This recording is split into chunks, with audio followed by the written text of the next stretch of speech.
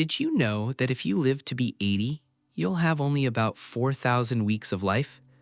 That's right, 4,000.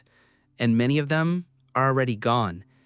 Now think, how many of those weeks have you truly lived? How many were just wake up, rush, deal with stuff, sleep, and repeat? What if we told you that maybe you're spending the little time you have on things that don't matter? Life is short, but is it being lived?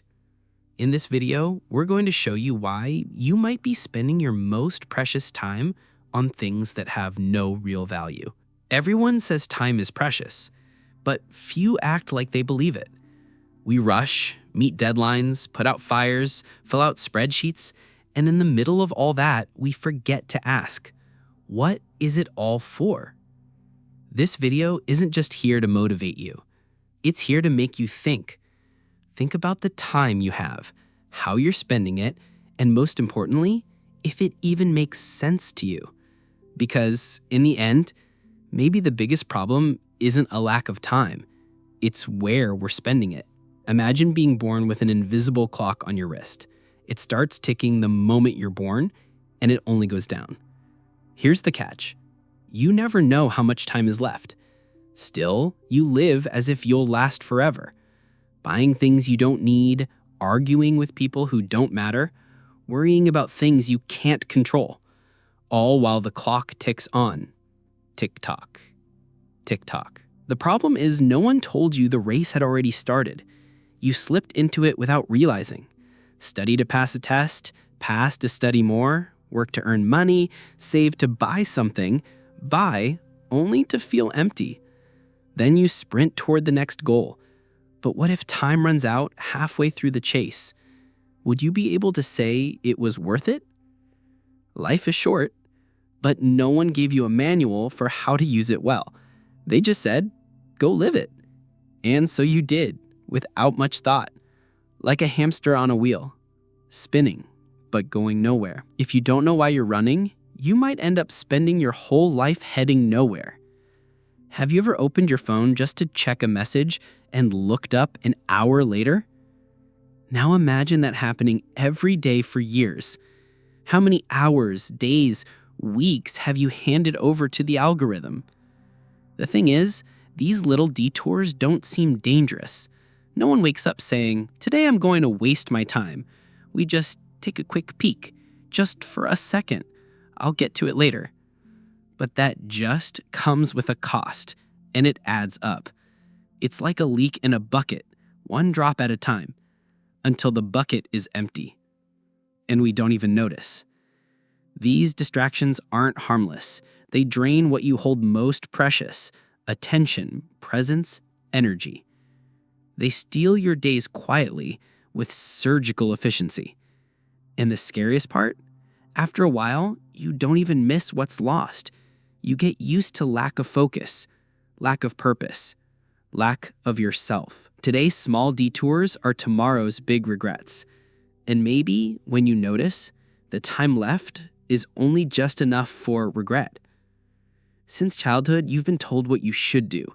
Be a good student, go to college, land a decent job, buy a house, get married, have kids. But no one asks if you really want that. They just say it's the right thing to do. So you follow. You mold yourself. You fit in. And bit by bit, you lose yourself. You work a job you hate to pay for things you don't use just to impress people you don't even like, all in service of a script you never wrote. It's the life they expect of you. But what about yours? Living under other people's expectations is like wearing clothes that are too tight all the time. It's uncomfortable. It's exhausting. It hurts. But you keep wearing them because everyone does.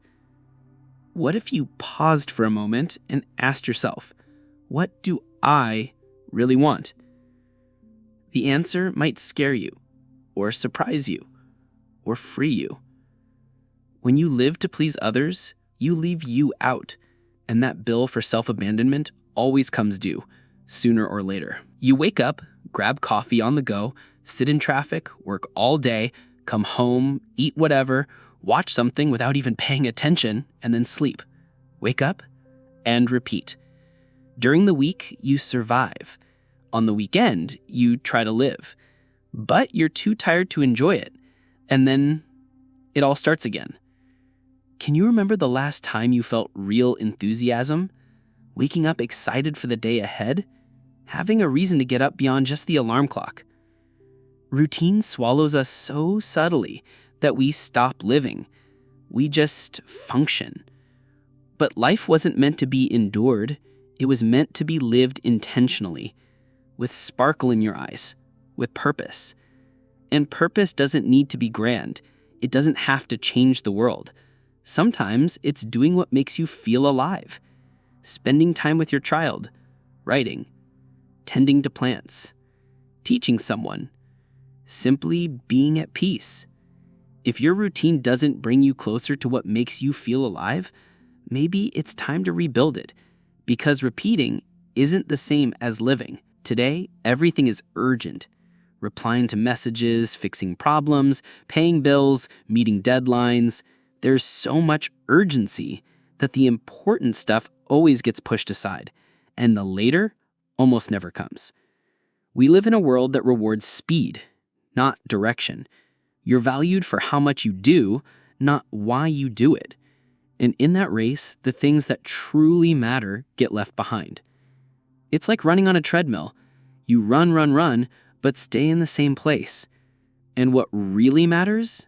It sits on the sidelines, waiting for you, but you never stop to grab it. Things like health, relationships, self-discovery, rest, they're postponable, all in good time. But the things you delay too long vanish. The irony is that tomorrow's urgencies are almost never remembered. But when what's essential goes missing, it leaves a hole that never fully heals. If you don't decide what's important, the world will decide for you. And usually, its choice is the wrong one. Every day you make hundreds of tiny decisions. To hit snooze or get up. To eat healthy or eat fast. To watch a video or study. To say nothing or speak up. To work with focus or get distracted. Each choice seems small, isolated, harmless. But they add up. Like laying one brick per day. One day means nothing, but 1 year builds a house or a wall. These micro decisions shape who you are and who you become. Your habits, your daily routine, your character all come from those invisible choices. And the crazy thing? You make these decisions on autopilot. You don't even notice. Wake up the same way, respond the same way, eat the same way, think the same way, and in the end, you live the same way. Like a scratched final record. But if you pause and pay attention, you can start choosing differently. One small step at a time. One new brick per day. And slowly, you build a different life. What you do every day matters more than what you do once in a while. Tiny choices, repeated with intention, create massive change. If your life was a movie, what would it say about you? That you value health, or that you live tired and stressed? That you love your family, or that you spend more time with your phone than with them? Your schedule reveals your true priorities. Not what you say is important, but what you actually make important. And sometimes that mirror is harsh, because it shows we're far from who we believe we are. You say you value quality time, but you live busy. You say you want to learn something new, but you never start. You say you want to change, but you keep repeating yesterday.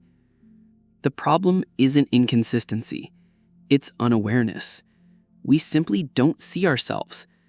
But what if you took time to observe, to reflect, to adjust, to align what you live with what you value?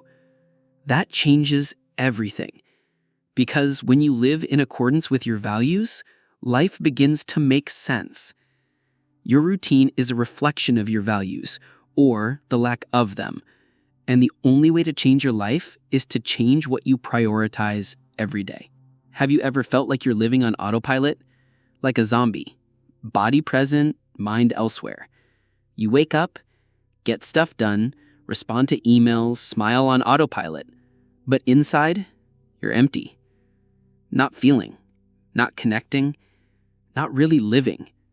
It's as if something inside you shut down to protect you, to cope, to survive. But living in economy mode doesn't save your life. It only delays collapse. The world taught you to function, but not to feel, to produce, but not to pause, to obey, but not to question. What if you started feeling again? Looking at the sky, laughing for real, saying no, taking a deep breath, saying, "This is me." Functioning is necessary, but living is essential. If you're only functioning, you might be asleep inside. And no one wakes up to a life without a soul. True freedom isn't about doing whatever you want. It's about knowing what's worth doing and having the courage to choose it. It's about saying yes to what brings you closer to who you are and no to what pulls you away. But living what matters takes clarity and courage, because the world will try to pull you back, distract you, pressure you, judge you. That's when the choice comes. Do you stay on autopilot or wake up, stick to the crowd, or blaze your own path? Maybe you need to let go of things, of people, of outdated ideas, of the fear of disappointing.